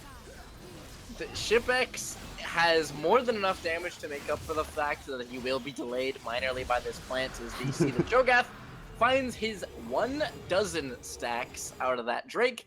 3 oceans. If this soul goes over to Cho'Gath, and I low-key hope that we do get to witness this. I know this is the professional unbiased moment, but I want to see them just throw rocks at Cho'Gath for 30 minutes as his health bar goes up. I take great joy in that. I want to see them secure the Ocean Soul and then just see Benjamin walk at people completely alone without his team and just see how long he lasts against this comp. Granted, Robbery does have the Leandries by his pocket and Brand does a lot of AoE damage. So that's, in my opinion, really the only person on the side of Wacky Wraiths that is gonna at least come close to killing Benjamin. But even then, he's got the Chaotic Recurrent, he's got the Magic Resist boots. This man is tanky even against Robbery. Not to mention, I don't think we get there. I think this game is going to be closed out. I think eventually Shipex is going to get bored, press all his keys on WW, and this game is just going to be toast. Because he's got 4 items to his name. He's got double enchanters in his back pocket. Jonathan Isaac and Benjamin will provide frontline until the sun burns itself out and the heat death of Summoner's Rift. This is going to be time required to get to this. All right, this is the damage check here. Let's 2. go. All right, 3. Okay, we didn't. Okay, I think that He's one was gotta tanked kill up by this a creep. entire 4. wave. He get all his health back. All right, this is the state of the game. For those of you Wraiths fans, this is your king. This is what you're looking at. All right, they do get about 2/3 of his health bar. Jonathan Isaac's looking to kick this off. His mom is gonna be summoned up. Maybe the last defense coming through, and they will find the pushback here. But Shipex is gonna be sliding forward with the E. Elrad under fire. Benjamin goes on a killing spree, and the Cho'Gath is unchained. Elrat must make a retreat through the dinosaurs. Kazme and Jonathan Isaac doing battle on the left side of your screen. Shipex forces them to flash away. Yuskin continues to throw spells, he continues to sling, but they will not find their marks as the creeps body block and Shipex is gonna push them back. Cho'Gath finishing up the structure on the steps of their base. Wobble Bonk, Shipex, and yes, they will turn it around as a couple WQs find their way, and maybe the DPS has been staunched here. The Wraiths have a chance. Yeah, and speaking of Shipes getting bored, I think you just saw it there a little bit. Just trying to hold back the rest of the race in their base, but they end up securing a shutdown. I'm not entirely sure who that went on, I didn't see, but hoping that it is Butner or Usagen to give Wacky Wraiths any sort of a comeback chance. It's a big shutdown, but I think even then, 3 items on both of these carries is not gonna be quite enough. Baron gonna be on the court in about 30 seconds as well, but the base of Wacky Wraiths is in complete shambles. Absolutely. It is turn to rubble here. 2 inhibs down, and that is, I believe, Yustin picking up the shutdown. Like you said, that was where the 2 places that you want the gold. 3 items completed on both carries. They do eventually get through Benjamin. I don't think they get through Jonathan Isaac. I think this guy's got enough threat that you can't stand toe-to-toe with him to hit him for as long as a Cho'Gath. At least a Rupture you can dodge, as you see, kindly demonstrated by the Smolder. And they will continue to chip away. Not as godlike as he once was, but plenty of space. But Baron's going to be whittled down and finished off here in a moment, as you have to look for Robbery Steal, but that Smite is mid. Unless an ultimate flies through and something silly happens, 1300 dead. Cho'Gath secures Baron Nash. And that's just more health onto Benjamin, right? That's just another stack of feast onto this big behemoth of a man. And not even speaking of the Karma shields that are coming from the backlines here, just giving them that extra survivability. And those 3 Ocean Dragons giving them so much sustain. This would take an absolute miracle for the side of the race to come back. And if they end up doing it, it would be the biggest comeback I've ever seen. Look where Isaac is standing here, as this jungler is just clear in their face, down to half HP. They will continue to work their way through, but Shipex is called the lightning, bringing the thunder and continuing to push forwards. The tower under siege. Elrat back on the steps of his fountain. Houston channeling that ultimate over the top, but the Mantra shields are ginormous. Second Nexus tower falls. Jonathan Isaac continues to wreak havoc in these lines. Uncontested Zeri queuing to her heart's content. She will be stunned up. Left hand side of your screen. Butner is going to be trying to find whatever he can, but the Nexus will fall. And 2-0 Vitagen win the BO3 and are looking to put a little bit of sauce on it down the line. Yeah, Vitagen are gonna win the second game as well, and like we said, it is flat 3 games as well. So there is still one more game up and coming, still one more chance for Wacky Wraiths to prove themselves here. But this was, I mean, such a showing out of Vitagen, right? Vitagen basically, yes, they replaced the Iron with the Zinzao, but took what Wacky Wraiths tried to do in game 1 with the double enchanter, with the Karma in the mid lane and the enchanter in the bot lane, the scaling AD carry, and just said, look, this is how it's done, and absolutely stomped out Wacky Wraiths. Yeah, this is looking like a super scary squad, right? It's the idea of taking something that didn't find its feet in the first game and making it look nasty. And inversely, taking the Smolder from game 1 from such high heights to such a terrible time. This is an incredibly intimidating squad. Yeah, definitely. And it's gonna be interesting to see what Wacky Wraiths are gonna pull out in game 3. Because so far they've tried to go for a little bit of scaling. It didn't work out too well for them. They were, okay, let's go for a little bit more early game. Also didn't work out for them. Granted, not a ton of early game, even in their last draft, but definitely more than in that game 1. And at this point, Sandbag, if you've tried 2 ways and you've lost the first 2 games, yeah, it's a Showmatch, you've got nothing to play for, but what the hell do you pull out for the 3rd game? Absolutely wild nonsense. This is the moment where, yes, flat 3 games, yes, there's no way you're going to be able to avenge the series altogether, But you can go out, and if you find some absolutely silly nonsense that you can pull out and win, no one remembers the first 2 games. They're like, okay, yeah, the 2 games. Who cares? Did you see that Katarina Skarner comp? Right? That's what people are talking about. So the Wraiths have the angle of making it memorable, right? Playing to the fans, the real winners here.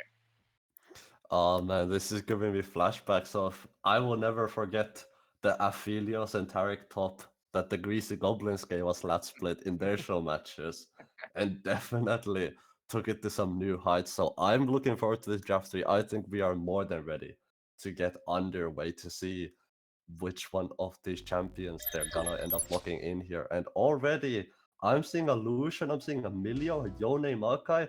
Vitagen went to Loalytics, they searched up highest win rate champions and just locked them in. Yep. And meanwhile, Wacky Wraiths have. I promise, Zath, if you're listening, I promise I won't go on another soapbox speech about Sion. But God, I hate Sion. I absolutely despise Sion these days. He's just a shell of what he once was. So I'm looking at a 3-0 just based on the Sion pick. An absolute hater of the Sion. You know what? I can very much respect that. Although, granted, normally I would agree with you. The Sion not too exciting, but this is a Case Mace special, right? This man is, especially in last split, known for his Sion. I think it is by far his best champion. So I think this is gonna be a different look for me as to what Wacky Wraiths can do. And if they want the best chance at even eking out one game out of this, I think Case Mace's Sion is gonna give them exactly that. I think that it could be that, right? The Sion special, something that they're very familiar with. However, my eyes drift southwards. Yes, we see you. Sarah Queen has been locked in. Senna Sarah Lanes. I will not let my bias creep in, but I hate everything about this draft. The Sion, I'm a hater. Senna Sarah, I'm a hater. I think it's strong, don't get me wrong, but the style that it plays here is just infuriating. The trading patterns, the shielding. If we're talking about Cho'Gath being unkillable, how are you gonna look at a Sion who's buffed up by those 2 dummies and have any sort of chance of cutting through him as a Lucian? You know what, Sandbag? You might not let your bias seep in, but I will. I absolutely hate Surfing Senna because it is a sleeper of a pick. I think when you... And no, I'm not speaking objectively, this is purely I was gonna say, bias. you're also the AD player is showing, right? Yeah, this is pure bias out of...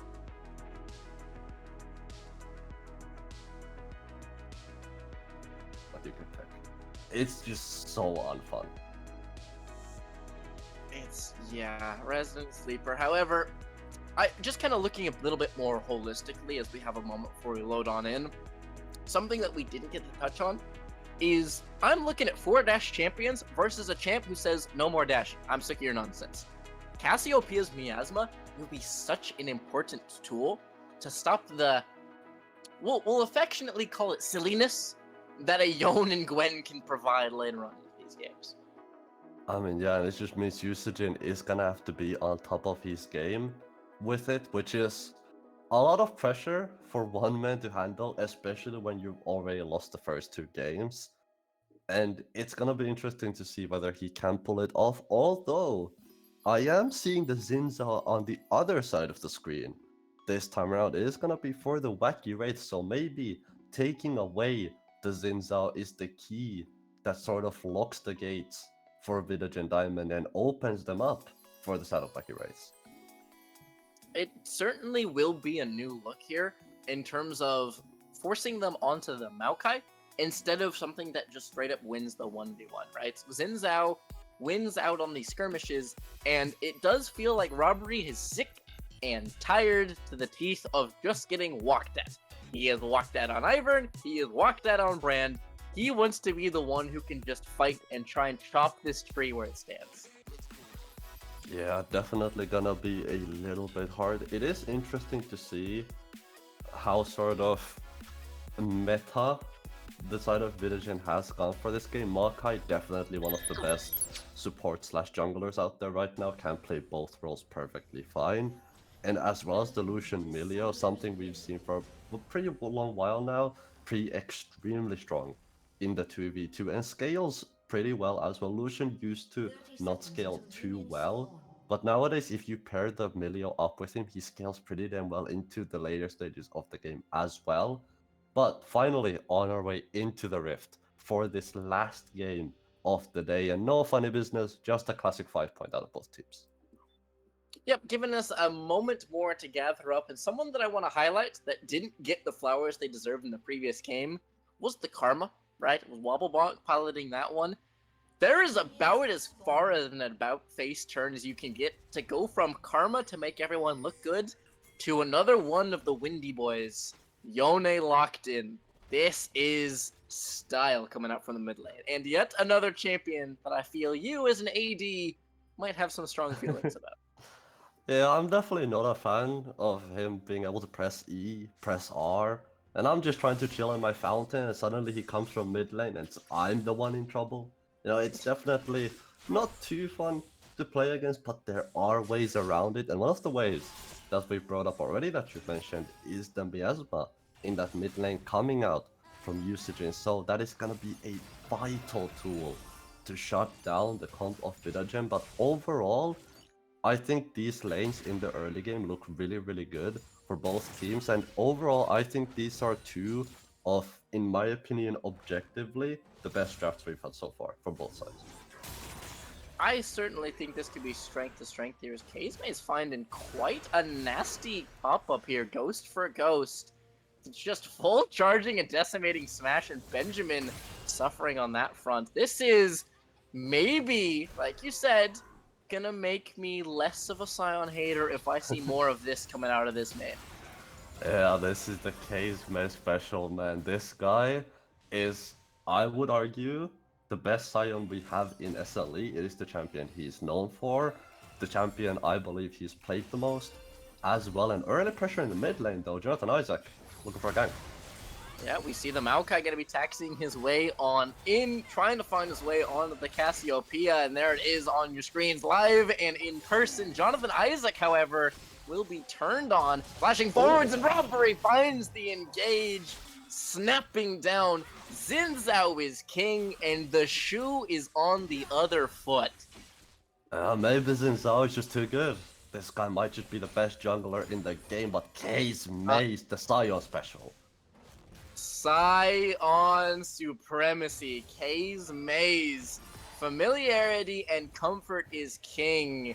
This guy is more than happy to grab up a Scion. Yeah, this is the Kazme we're used to seeing, right? And it's just, you can hear it in my voice, it puts a smile on my face, because I love seeing this mess Scion. You might be a Scion hater, Sandbag, but I get excited by Kazme's Scion. Speaking of getting excited here, another Q lands, forcing Wobblebonk to continue hustling his way towards Jonathan Isaac. Going back to catch the wave, however, Cassiopeia rocking a blue buff at minute 4 is miserable for a melee game. Yeah, it is a rough time in the mid lane. Top lane might be a rough time as well for Benjamin, as Robert looking for a gank here. Trying to find his slide on forwards, and he will do so. Benjamin's going to be popped up into the air, the E connecting, and it's going to be Scion grabbing up a second. Longsword after longsword after longsword, sticking them into the Gwen. And Xin Zhao just seems to be the best champion on the Rift. For this series, whichever team has him just seems to be the superior team. Shipex with a dash forward. Meanwhile, Melio Lucian, like you said, going to the tab and filtering by win rate. Shipex forcing the flash out of the Senna. And that's very early on as well, and that is dangerous because you are looking at a Maokai on the other side. Senna as a champion, 0 mobility outside of you having that flash, and that is gonna be Butner on 0 mobility for the next 5 minutes against the point-and-click CC of Maokai with the damage of Lucian Milio as a follow-up. That is a dangerous combo. Only channeling Hex Flash on Vision is always so fun to me for some reason. Jonathan Isaac gonna walk up, huck a sapling in the general direction of this snake here as Wobblebonk will find a little bit more significant damage. The Unstoppable will be rewound, but down to 400 HP, Wobblebunk's got to be cautious of a re-engage.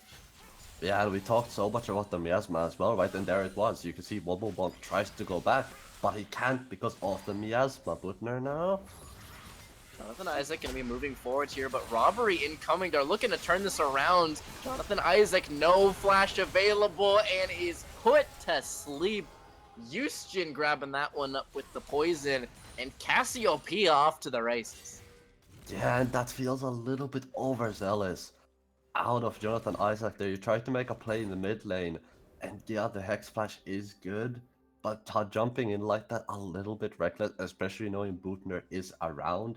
This time around is gonna cost him his life. Now Elrad is alone in the bot lane, and you can see Jesse looking for a little bit of a flank, but the Seraphine completely fine being solo. Yep, and even has the flash on the off chance that they go for some crazy flash piercing light nonsense. You can just match that on that front, so you're not going to be engaged upon, and so, yeah, grabbing up the grubs, in the meantime absorbing the XP. It is handshakes on handshakes on handshakes. Wave acquired, grubs taken by blue, red team gets stripped. Yeah, it is gonna be Dragon, although an early Cloud Dragon, I think not really too influential when you compare it to the likes of a potential mountain or an ocean, perhaps, but Robbery now in the mid lane. Yone ultimate to answer the call. There's just enough mobility so that Wobblebonk has a TP of his own. He's going to be able to return at any point he sees fit, and Yusjin has no mana to work. Yeah, I'm expecting a TP here out of Wobblebump just because of how big the wave is. Benjamin and Casemace, meanwhile, in the bot lane, these two, for 3 straight games, have been brawling constantly, and I don't think it'll stop anytime soon.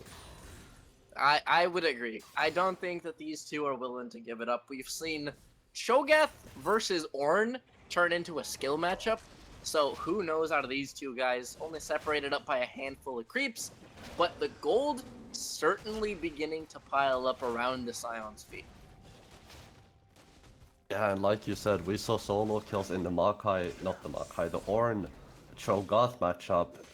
I would argue Sion went even more lethal, even more potentially volatile than that one, and so far we have seen that 2-0 for Casemace. It is a little bit surprising to see because yes, I said Casemace is very good on his Sion, but this is a lane that should go towards the Gwen. Yes, it will get better later on into the game as the Earthmaker and what I believe Nashor's Tooth is what Benjamin should go for gets finished up. But for now, being 10 CS down in this lane is a rough time. It is, and it will continue, like you said, to scale and evolve over the course of it. But at that point, Sion is pretty indifferent to any sort of peasants beginning to interact with him. Meanwhile, up top lane, we do see the Maokai engage, trying to find a gank of his own. Bot lane's going to be scrapping it out as Bjotner is going to be cold down to HP. 200 left on him, but he finds his exit, trying to find their continued leads. Casemace, as we cut to top lane, is going to find himself proxying away to his heart's content, and Baus would be proud of the engage. Yeah, definitely. So Jonathan Isaac, though, is just gonna be beat up here, actually. Does look like it is gonna go the way of Casemace, at least for now. You can see Benjamin not moving a whole lot out of the top lane thus far, but Wobblebonk has prior in the mid lane if he does want to move. But Casemace, this man is on a journey. This champion, man, Sion is just one of those completely unique, almost Singed-esque champs, where you play him in whatever way you see fit, and when you have such mastery as been displayed by Casemace, you know what your limits are, you know what you can get away with, and this man is getting away with literal and figurative murder. Yeah, definitely playing aggressive in the top lane. Shipax, though, he's just Whoa, gonna the take it burst out. flies through. The Encore to pile up is yes, he's able to cleanse away, but falls all the same. Breath of life, not enough, and the dive from the Wraiths is beautiful. 6-0 goes the blue team. The Zinzal, man, he is just too good this series, and Benjamin as well taking a little bit of a beating in the top lane. The scissors are not gonna hit this time on around. They do have ultimate, and stepping away with a nice little skip and slash. Needlework 3 does not find the mark. Benjamin cannot connect on that one, as the ghosts are popped up on both sides.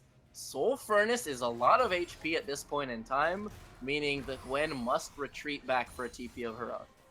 Yeah, I assume there's, like you said, Sandbag gonna be a TP out of Benjamin here. It is a big wave for him to give up if he doesn't end up using it, and there you see. It is gonna be channeled right in front of your eyes, but these grubbies is what I'm gonna be looking at, because Robbery is gonna be pretty strong out of base with his steel caps, and especially with usage being 2-0 Archangels finished up. This Cassiopeia, like you said earlier, Sandbag, it was the blue buff that was the catalyst to this, is gonna be pretty damn strong.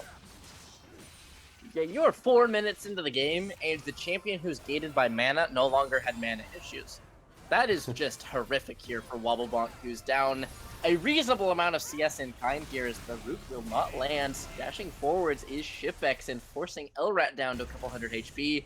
Meanwhile, topside, Maze gonna be chunking Benjamin down to about a third of his own and continues to give chase. Remember, no ghost, no flash, no hope. Benjamin knocked down by Robbery.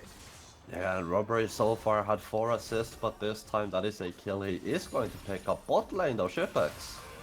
Shipex under fire and is forced to hang out in the cozy campfire. Little bit of a top up as he backpedals his way. But Elrat and Butner, the Wraiths, are just all of a sudden coming alive in this game 3. It's the Zinza, man, I'm telling you. It is the magic champion that just gets your entire team to unlock that different pedestal of your self-usage in the mid lane though. Really thought that was out gonna on be that helpful. trade. Yeah, maybe looking for a little bit more, but no ultimate out of Wobblewonk, and Cassiopeia wasn't ready to keep it going. Meanwhile, TP gonna be forcing Shipex to try and turn tail. This Lucian's dead to right, so Kazemade's gonna set his sights on bigger prey. Here's Jonathan Isaac gonna bear the brunt of the damage. Marksman down 8-1 go the Wraiths. Yeah, it is gonna be a 7 kill lead for them, 4,000 gold as well in their pockets. It is gonna be Casemates in the bot side, gonna help out with this dragon. You can see Elrat just scooting his way over to the top lane, which means this wave isn't even gonna go under tower. It is gonna be picked up by somebody. Benjamin not gonna be able to pick up any plates here either in the top lane, as the camp plants are going to be blooming, and we will have the most boring soul in the game. Most boring soul in the game. Man, we have blast cones that kick us like screens and a half away. Those things are hilarious. Nah, but like Cloud Soul moves really fast. How are you gonna tell me that more bush is more exciting than the popcorn plant that kicks you like screens away? It's just so fast. Okay, but like Cloud Soul is like, wow, I've got a little move speed. Whereas like these are interactive plants. Okay, there's a game going on, but I gotta get more info on this. Dive en route. Jonathan Isaac's gonna be just absolutely blowing this Senna to smithereens. Shipex picking up the last hit. However, the wave gonna be finished off as Shipex eats his 3rd tower shot and is forced to cleanse away. Hem Rift is the most boring. Talk me through that one. I definitely. I'm not ready to give it up. I definitely stand behind it. First of all, Elrat did a great job, and I might have to save the talk for a little bit later. Benjamin is under trouble. Here comes the Scion train. There's no fight left in the top laners. The Senna picks it up. KS from the bot lane. This game is degrading in front of our eyes, and I will continue to press you on this. How on earth are you telling me that chem plants are more or less exciting than, haha, I have move speed? Because Cloud Soul, right, when you move really fast. And when you press your ultimate, you move even faster. Now tell me, okay, if you were trying to describe someone League of Legends, and you were trying to sell it to someone, you wouldn't say that? I would say you can hit a plant, and you know what I will say? I will say Maze is dead as hell. There's no chance here for this Scion as the shutdown goes over the Lucian. As we will continue our podcast till death do us part, there's no way that the selling point of League of Legends isn't gonna be But what if you want to fly 30 feet in the air on a blast cone? Like you can punch a plant and slingshot yourself into the air. There's Jonathan Isaac on a collision course with Robbery. Jungle versus Jungle, Wing forwards with the twisted advance. He's gonna be throwing up the crescent guard as the Breath of Life flies through. Not able to find the encore is the Seraphine, as now Shippex gonna be slide through. Two-man knockup out of Wobblebonk, finding the engage on the Yone. They will get one in trade, but it's a 2-for-1. Beautifully done out of Yone to set that one up.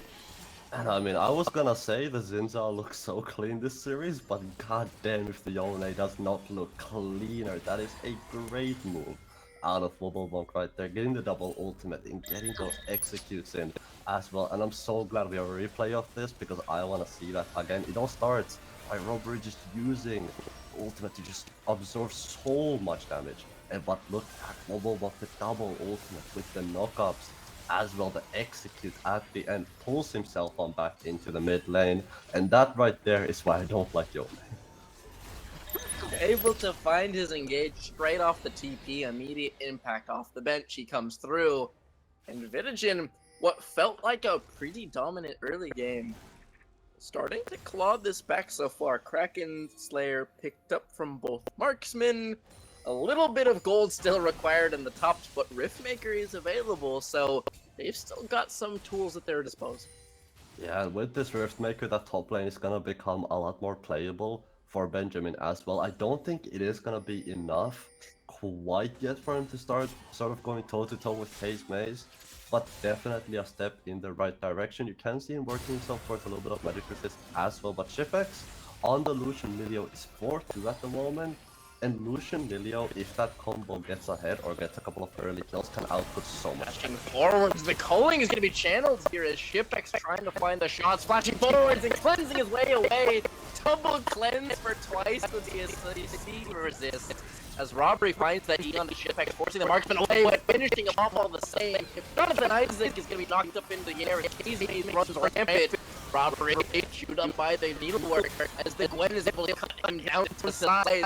Oh, that's amazing smash to trade that one out as the top laners K's maze right into a knockdown in the direction. Yeah, and it's just a lot of damage coming from Benjamin as well. You can see he's not going to finish off those magic matches with should be here one in here to open up for Wobble out and on what is really someone dying or this since I got then he's not gonna be up and available for the pick up, so he's gonna play this one a little bit more safe, but you can see he's 14 top 4 second item although Scrap is going to be happening here, but the Sion will not take any damage. It appears he has just opted out of that DLC and continues waddling in the other. just go off B2, man. Just go off. The tanks in this game so far, Jonathan Isaac going to be snared up by that W as they continue to own the Rift due the Wraiths. So far, River belonging to them. Benjamin looking to try and put a stop to that here. Zone is able to find the knock-up on the one as he goes unstoppable. It was rooted up and grounded and cut down to size. Cassio PX kicking off the fight with a pick. As now Benjamin's on his heels. The Scion leads the charge and picking up 2 more. 3 men dead for the side of Vitagen. Means that the Drake will be secured. The Wraiths not going quietly in the 3-game set. No, it does look like they're well on their way with the 7,000 gold lead to actually eke out the game for this series, which in my opinion is a really good look. They looked so weak in those first 2 games, and this is a complete 180 in the other direction, and it just kind of felt forced out of the Vitagen squad. Wobblebonk sort of nowhere near his team, dives in a little bit too early, ends up getting caught out. I think after that, just the shields out of Elrat and the healing out of Gutner just too much to handle for the side of it. Yep, a bit of a desync there. Wobblebonk finding 1 with his ult that time instead of the pair the previous time, and is cut down by the cast. And without that snap engage, that real big group tool, Shippex doesn't have the space that he needs to fire, and it just kind of all falls apart. Like you said, Wraiths look like a completely different squad that they did earlier. I would like to credit the Xin Zhao. However, K's Maze on the Scion is absolutely wrecking house and is now going to find himself in a 2v1. Benjamin knocked up. Kazme is going to be trying to jostle around as best they can with the Bramble Smash. Ultimate's going to be channeled. Benjamin cutting him down so far, and eventually pulling 4 members to the top side. They will get him. The Petrifying Gaze on the Benjamin. Jonathan Isaac and cleansing it out. The Scion body will continue so far. Not able to find the knockout of the ultimate as Yushin finds Jonathan Isaac. Flashing away with the Q2 is this Yon. Wobblebonk forcing the retreat out of Cassiopeia. And it ends up being a 1-for-1 despite the huge investment of resources. Yeah, and Kazme just lives for so damn long, and partially because I might have to hold my thought here. Shipex is dashed. Cleansing away the Encore. Crucially, he had that available, so he will be able to live through the encounter, but that tool will be used.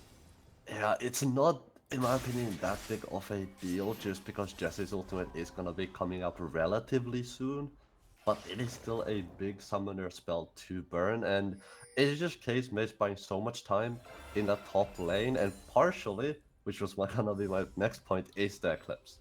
Right, this is something that we've seen a lot of champions do. Kaisa, for example, is very good at the moment because of the Eclipse build, and the item is just so good on so many champions, so versatile as well. It's just those permanent shields that allow you to live so long. But Wobblebonk needs to be a little bit careful because Robbery, he's been chilling in the bush.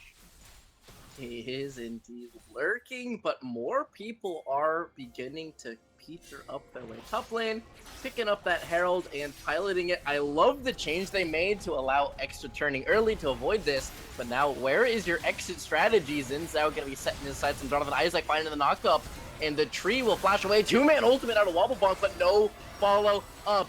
2-man Encore and 2-man Petrifying Gaze. The AoEs are layered beautifully. The Wraiths continue. Culling doesn't even scratch him as Kazme marches forwards undeterred. Yeah, and the Yone just ends up hitting a 2-man ultimate. Wobblebonk gets 2 people, but it is just not enough. Elrat shields and the heals, you can just see it is constant out of the Seraphine and Senna with the 2 items finished up. A little bit more of a supportive style out of Elrat as well, just because he is paired up with the Senna. You can see the Moonstone in his inventory just gives you so much shield and heal power. Sorbery gonna be left to his own devices on figuring out how to get over that wall, but no trouble for him. Please, since I was just gonna hop on over. Yep, he's got that E to taxi him in. Good restraint here from the Wraiths as they don't take the inhib too early. They will pull off of the Baron as they were able to come cover it were Vitagen. They don't take inhib too early. They don't give that flow of gold over, and they just look in control top to bottom.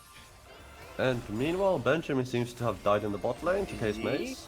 Charm is beautiful. Shipex never stood a chance. The cleanse from earlier comes back as the E flash is also lovely. Robbery forcing one out of Yesei.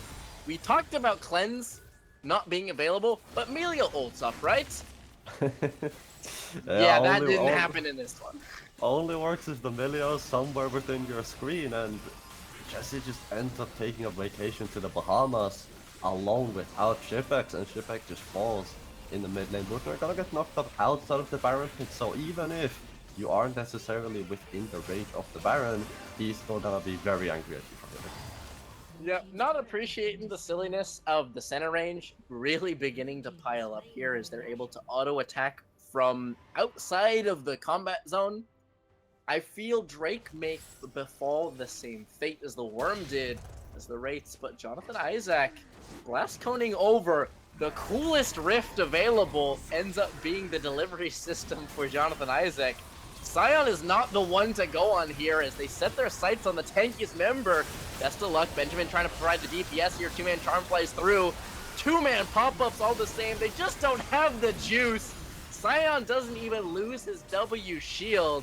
Shipex next up. Robbery's gonna E forward to his heart's content as Kazme continues to fly forward. Wobblebonk waiting to interrupt that decimating smash, but there's no damage left. No hype befalls it. Kazme's on one trick is the star of the show. 24-9, the Wraiths set their sights on the base Baron in hand.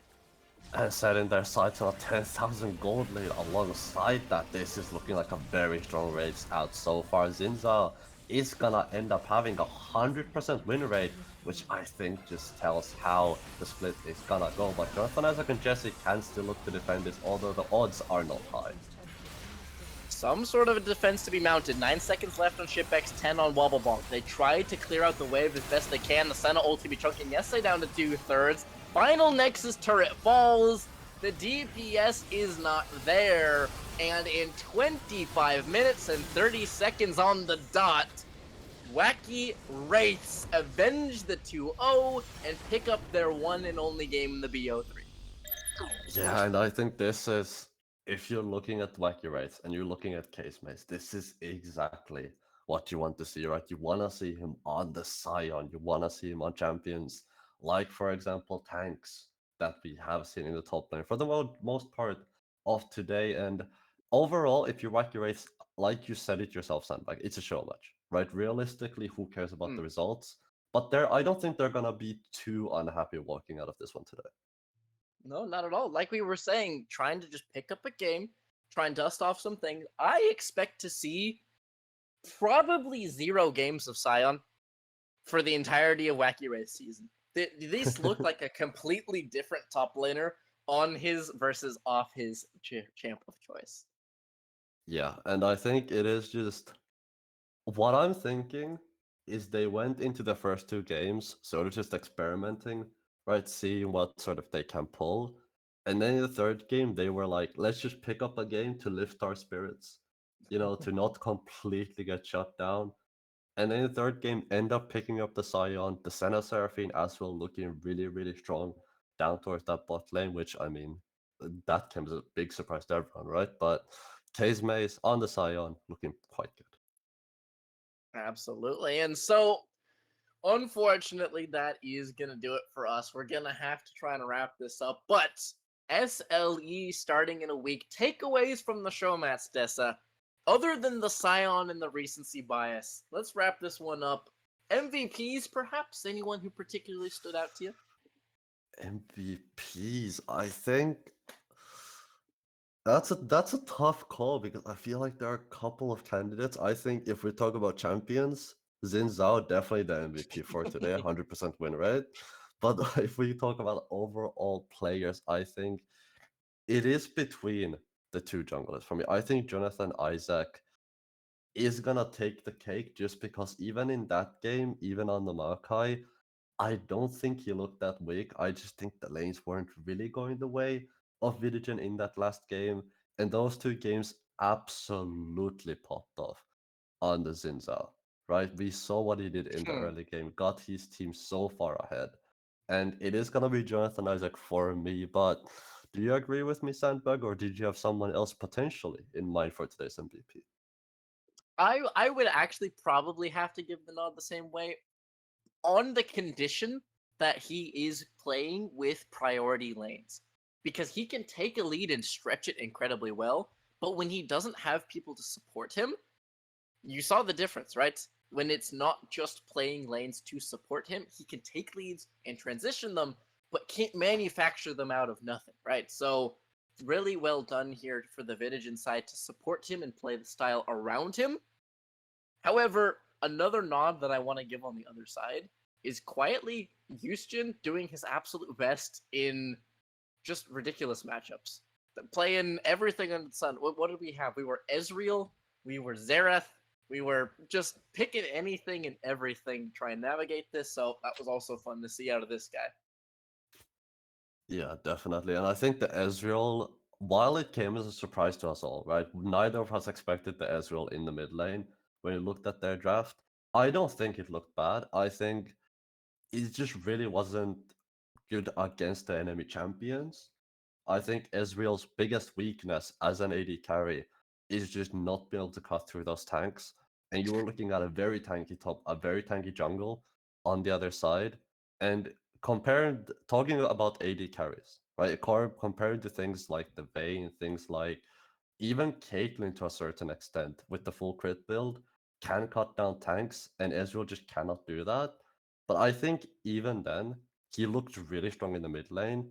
And do you think the mid lane Ezreal is potentially something we might see in the upcoming split, or do you think this was just a one-time Showmatch experience? Uh, I feel like it was a one-time experience. It didn't really find the traction it wanted. You can see the concept, but I feel like it needs to stay in the lab a little bit more. It's also just a lot more exploitable. When you have champs running around like Maokai, mobility doesn't mean anything. You're just bringing the Maokai further into the backlines to wreak more havoc, unfortunately. So I don't expect it. I don't expect it to be finding its way. Perhaps the occasional flex, but like you said, until the build gets sorted out a little bit more, I don't think it beats out the likes of Smolder, for example. Yeah, I think that's definitely fair as well. And you do seem to have a little bit of a smolder lover from what I've seen. So definitely the opposite side of what your opinion tends to be against the Scion. But I do also want to ask, after seeing Cave Mace's Scion, is your I opinion swayed at all? I absolutely give Maze the stamp of approval of he's allowed to pick Scion. I'll give it to him. As much as I hate the champion, he made that champ look nuts. That thing was drawing 4 people and getting a 1-for-1 at periods in the game. So yeah, he's got my seal of approval. I will soften my tone a little bit. He's allowed. He's got the pass. I'll give it to him. He really did impress me in that final game. The sandbag pass and the badge of approval. That is something that is very highly appreciated, I think, for Case Mace, and he's definitely looking the stream back. He's gonna appreciate that you appreciate the Scion Mm. despite being such a hater. But like you said, that is gonna wrap us up for today. 3 games ends up going 2-1 over to the side of Village, and Wacky Wraiths end up picking game number 3. But thank you, of course, Sandbag, as always, and always a pleasure to be here on the desk with you. Thank you to Peppa for producing this one for us, the Bane Man in the background. And thank you to everyone who was watching as well. Despite this being replays, I know they're not as exciting to watch as live games.